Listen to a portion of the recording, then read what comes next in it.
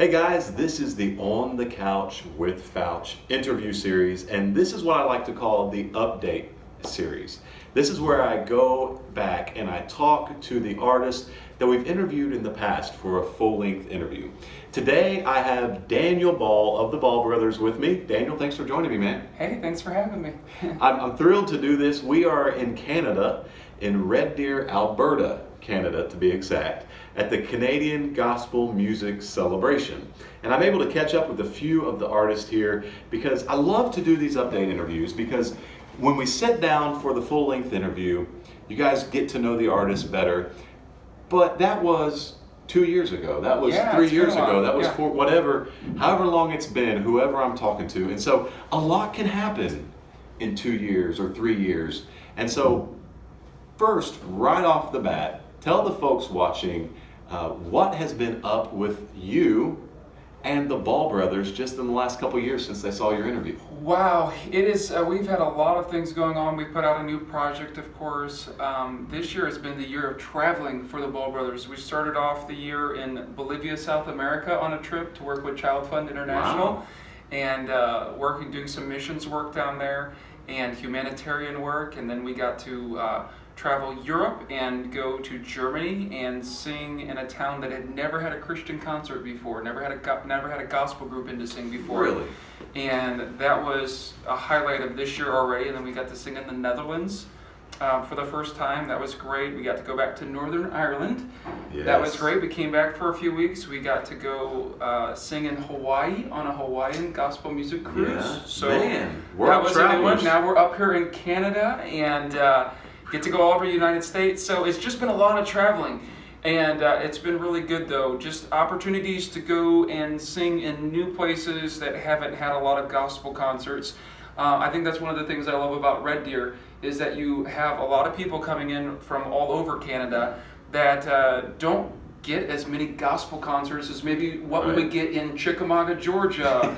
And so it's great to be able to go into some of these different areas and sing. And I was saying to a gentleman here that I love coming up here and singing. He says, "Is that just something you say to everyone?" And I said, "We always love coming up and singing," but I said, in areas where they're hungry for gospel music, it's so much fun to be able to go in and provide the gospel music. And that's what we really feel here in Canada or anywhere we get to go. Yeah, absolutely. And that doesn't discredit or take away from people that live in areas where they have options to go see multiple groups on the weekend or anything like that. You guys love gospel music too, but there's something special about being as an artist, being able to go to an area. We do a lot. We do an event in Wisconsin, for instance. Right. Being able to go to an area where they don't get but maybe 3 or 4 concerts a whole year that even come within 100 2-mile radius of where they live.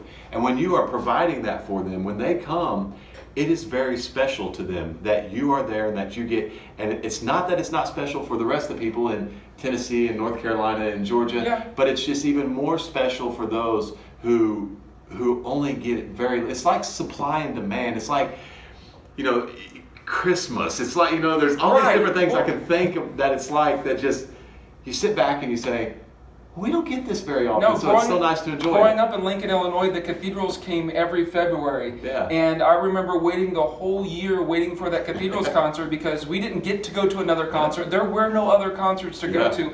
And that was always such a special time of year. And we get to feel that same thing in some areas, like being here in Red Deer. It's just a special time of year, and it's really fun to sing at. So you mentioned all these different places you guys have been already this year, 2018.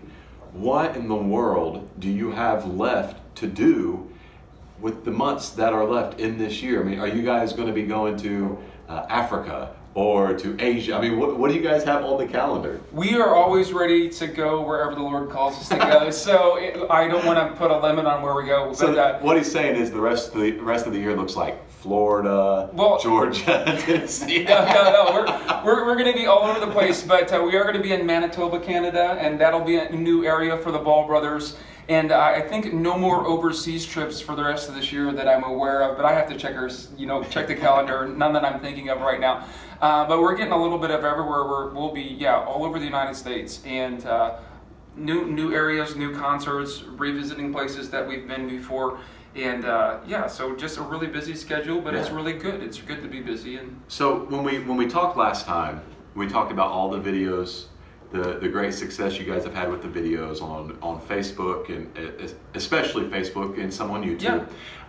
But one thing that is definitely happening for you guys is you guys are helping us as a style of music reach a younger generation, a younger demographic, if you will. The people, the normal demographic, what Scott Howard likes to call our mature audience, they love you guys too. You guys are helping us broaden out, because one of the reasons is because everyone in your group is under 40? Yeah, is that still, right? Yeah, still, barely, everyone's under 40. And probably the average age in your group is Matt's 22, maybe? Chad's 26, I think. Yeah, so what, I don't want to say that puts a lot of pressure, because I'm sure that it's not a lot of pressure, but what is that like, being able to help our music continue to strive to reach the younger generation, a younger audience, so that we can continue to hopefully grow or start to grow again our music? It's interesting, because even some of the events that we're going to be up, we mentioned Manitoba, Canada. That concert is the Ball Brothers the first half and Colton Dixon in the second half, which is just a different lineup from what we're doing here. Absolutely. And we're doing a Faith Fest in South Carolina that's going to have third day at it, and Jordan Feliz and Jason Crabb, and get to introduce our brand of music to maybe a lot of younger people that haven't heard it before. And I think one of the lies that has been sold to almost every generation is that music has to be divisive. It has to be music for young people or music for old people, and there is no common ground in that. And what we have found is that there are young people that will like the older style of music if they just have the opportunity to be able to hear it. And one of the greatest blessings of ministry that we get to do is to be able to bring families together through the music that we sing. It's rare sometimes that a grandmother and a granddaughter will have something in common about a group that they like. But when they come to the concert together, and you're able to minister to both of them, to minister to the entire family of every generation, it's even a lot more important now with children of our own growing up. And my oldest Logan is 15, and we have an 11-year-old and an 8-year-old and a 6-year-old. And to be able to hear the music that they like, and to be able to listen to the things that they're listening to, but also for us to be able to introduce them, the next generation, to gospel music. It's what will keep it alive and going, is keep it in front of the kids. Don't just say, don't write them off. Give them the opportunity to hear it. Give it the opportunity to have the gospel message presented through song. And it's amazing to see how some of them will be able to latch onto that music. It's a lot of fun. That's right, absolutely. And you guys started 12 years? Yeah, 2006 was our first year. So yeah, I was 12 years. 12 years ago. And I'm sure at that time it was a whirlwind. We're getting into this new thing. We're just kind of jumping into this. Tell me, how has the heartbeat, what at the core of the Ball Brothers, how has that changed from 12 years ago to today? Or has it changed? Maybe it is still the same purpose, still the same mission, or has that kind of changed over the years? What's interesting is when we first set out, we wanted to set it as a group, what are we trying to accomplish? We sat down with the Ball Brothers and said, we need to know, there's a lot of good songs that you can sing, there's a lot of good places that you can sing, but what are we trying to accomplish through our ministry? And we wrote down on a piece of paper, first and foremost, that we wanted to be able to get the message of the gospel out through the songs that we sing. And every single song that we choose, regardless of how it is stylistically, has the message of the gospel in it. And so that is first and foremost has been the focus. And then secondly, growing up, our dad was involved in ministry, was an assistant pastor, pastored for 10 years. We have a heart for ministry. And it's not just unique to the Ball Brothers, but anyone that goes out of ministry. You hear people after the concerts that will come up to us and talk and tell us about situations that they're going through. And now more than ever, I probably understand a little bit more now than I did 12 years ago. But there are people each and every night that are going through things in their lives that sometimes we take for granted. But you live a little and you go through some trials in your life, and you start to understand there are times in the Christian life where you need encouragement. And gospel music is so much more than just coming and entertaining someone. Yes. It's ministering to their spirit.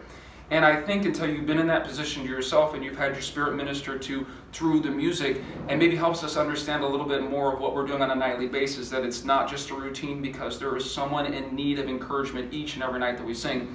So secondly, we want to see believers encouraged through the music that we sing, and that's remained unchanged for 12 years. That's awesome. I love to hear that. You know, the mission has stayed the same. It's reaching people, encouraging them, and sharing the gospel with them through the songs that you select. And that's what it's all about. That's why we sing the music that we sing. That's why, like you said, select the songs that we select. And night in and night out, I would say all of us are pretty much on the same page as groups. And so that's fantastic to hear. I love it. Now, when we talked the first time, you shared with these folks all the siblings that you guys have, and there's seven of y'all. Yeah. And so the question I had with that in mind, what is the number one gift? Who got it, and what was it that you were jealous of? Oh, that I was jealous of. You saw one of your 6 siblings open up that Christmas gift, and you were like, I want that. You know, is there one? I can't think of it because it's a total random question. What happened a lot of times, the boys are there's 4 brothers, and they're all pretty close together in age. And I remember some of the largest Christmas gifts that we got had all 4 boys' names on it. So we got a Nintendo one year, but that's the Nintendo for all 4 boys. We're going to share it. We got a basketball hoop one year, and we're going to share it. And I remember one year all the Christmas gifts had been brought out, and we had opened everything, and I thought, they were done. And Dad had one more gift in mind, and he had bought my brother Andrew a trumpet. My dad had played the trumpet. I wanted to play the trumpet, and Andrew got a trumpet. And for a very brief moment, I thought, how could Andrew's 19 months older than I am, how could Andrew get one of these and not me? And I didn't say anything, and I just waited and watched him open the trumpet and watched him start to play with it. And while I was watching him, Dad had brought out another one and it got me one too. So I got it, and I didn't have to have a Cain and Abel situation. So we were good. Now you guys have, in your group, I can't remember when we did the last interview, if you had Matt Davis singing bass with you yet. I don't think you did at that time. Yeah, so Matt came to us in 2016 and has been in the group for 2 years. Recently, Matt got married about 6 weeks ago, and so that's a new update. And we didn't plan it this way, but this is the way the Lord worked it out. Matt got introduced to our cousin, and they hit it off, and so now Matt is not a brother, but Matt is a cousin-in-law. So we got... And that counts in Chickamauga, Georgia, so he's family now. So we got two brothers, brother-in-law, a brother-in-law, a cousin-in-law, and Dad. Dad's traveling with us. He wasn't with us last time, so that's a little bit different. Dad retired from pastoring a couple of years ago, and ever since we started said, I'm going to come and drive the bus for you one day. And we thought, oh, that's something that will never happen. But it has happened, and wow, that changes. You have to watch everything you say on the bus, because that Dad, you can't complain about Mom or nothing like that. Dad's right there. So, dude, what is coming up for the Ball Brothers? Do you have any new videos, any new recordings, anything that these people need to be looking for from you guys? So, Rolling with the Ball Brothers, we released an episode of that. I love that. We're already starting to work on another one. It's kind of like on the Couch with Fouch. It is, with more drama. It's not anything like this, but it is awesome. I love it. It's more like a mini, a satire, like a mockumentary. I would say mini documentary. It's real things that we do. It's real situations that we find ourselves in, but we ham it up for the camera and have a lot of fun with it. And it goes back to the point of encouragement. Sometimes if you scroll through Facebook, and undoubtedly each person has been like this, you can find negative things from all your friends. You can find people complaining about nearly everything. And so it's one of the things I love about the series that you're doing, and what we try to do with the Ball Brothers is just put some positive things out there on the internet to maybe make you laugh or smile or forget about your problems for just a moment. And what a great place. And we should be a light and a salt in this earth and should be different than the things that you're seeing as you're scrolling through. And we want that to be with the Ball Brothers. Whenever they scroll past a song, a video, a clip, we want it to be something that you can smile about, something that you can be encouraged through, and something that you can hear the message of the gospel through. So this has been a fun series for us, and we're having a lot of fun with that. We got more of that planned. More music videos. So we're working on more music videos and a new Christmas project this year. So that's about 70% complete, and it's hard to think about in the middle of July. Right around the corner. But that's when we're recording this. I don't know when this will release, guys. I mean, it could be November, December when this releases. I don't know. So if this probably not. But you know, probably before. You can check the website and see if it will be Christmas time Volume 2. We did Volume 1 last year. We're doing Volume 2 this year. And a lot of fun stuff on it. So we have a lot of fun with the Christmas stuff. Do you remember the songs that I sang bass for you on Snowball Christmas album? I remember you coming and recording in this. That's when we first started our own little studio. Yeah. And I don't remember the song. Do you remember the song? See, that's why I'm asking you. I have to look it up. One of them, I think, was about Rudolph. Rudolph, yeah, we did that one. Yeah. That was one. Maybe was that? What did I do them? I don't remember. You guys have got Rudolph the Red-Nosed. Yeah, it is. You guys have got to check out. I mean, you got to check out their music in general, but especially their Christmas music. It's great. But you really have to check out the album from 7 years ago? It'd been 2011, I think. 2010, 2011. Man. Yeah, 8 years ago. You got to check that one out because Snowball. They have a guest bass appearance from Matt Fouch. Yeah, and so it was before, check that out. This was before Legacy 5 for you. You were sold out at the time. Yep. And one of the things we had with the brothers is that no one had a really low voice, and we came up with this arrangement, and we didn't have anyone that could sing on the bottom end to hit the notes, and so we had to call a friend. Had to farm it out. Find a friend with a low voice, and so we got Matt to come to Chickamauga and had a blast with it. My favorite part of that trip, well, I don't say my favorite part because I enjoyed singing the songs, but one of my favorite parts of that trip was the steak dinner party that you all threw. Andrew grilled out steaks. Yeah, so anytime everyone came over to Andrew's house, we had a grill out. That was so much fun. Yeah, anytime the Ball family, everyone gets together, we look for opportunities to be able to do that. We cherish them more now, the older that we get and the busier that our lives become. Yeah. But anytime we have friends in from out of town, just this past week, everyone got together. Now there's like 20 kids between all of us, so it gets a little bit crazy. So now you got to rent the YMCA to be able to do this. It is crazy, but there's kids everywhere, and there's food. Everyone just brings some food, and we just have a great time together as a family. And I think, really, I appreciate that now more than I have in the past, because I realize how hard it is and how busy everyone. Anyone knows, as your family gets older and as you have children of your own, you really cherish the time that you get to go spend with family. Absolutely. Man, I've had a blast doing this update interview, and it's honestly, it's gone a little longer than what they normally are, so that's good. I've had a good time asking you questions. I'm long-winded. So you can edit and get it down to a minute. No, see, that's the thing about these is I love to do as little editing as possible, because I love for people to see as much of it, because I want you guys to know that are watching, this is real. This is not put on, we just want to say the exact right thing. This is just us having a conversation. We don't get the questions ahead of time or anything. I make them up. Yeah, I just make it up. And I make up everything I say as well, so it might not be true, but it is impromptu. Exactly. I like for it to be live, so to speak. It's not real time, but this is live, as little editing as possible.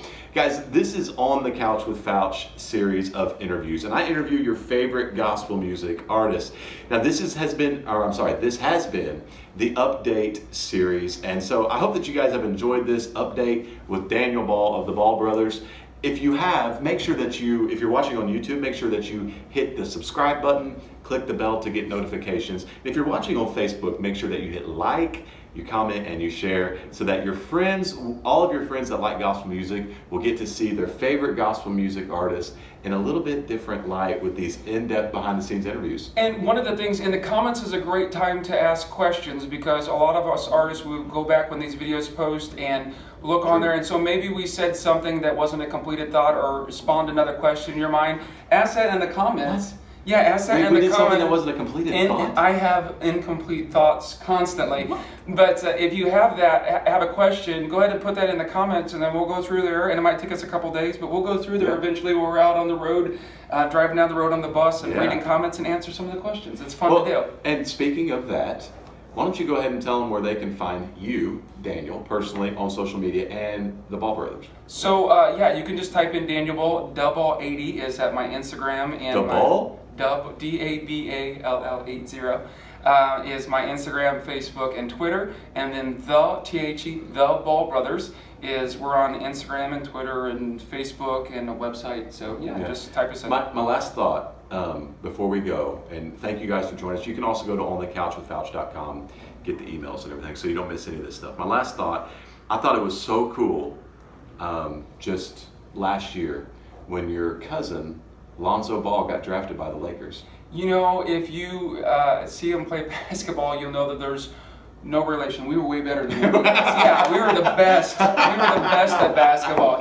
That we are no relation at all. No relation at all. Our dad's not as involved. Oh my goodness. we sometimes people will get confused and they'll put on Twitter or something like that. Your dad's crazy. I'm like, that's like the other Ball Brothers' dad. I think you're talking about the wrong Ball. Yeah. Hey guys, thank you so much for tuning in. We've had a blast. I hope that you will follow, get notifications so you don't miss any of this in the future. Until next time, guys, take care. God bless you, and we'll see you on the Couch with Fouch. Bye-bye.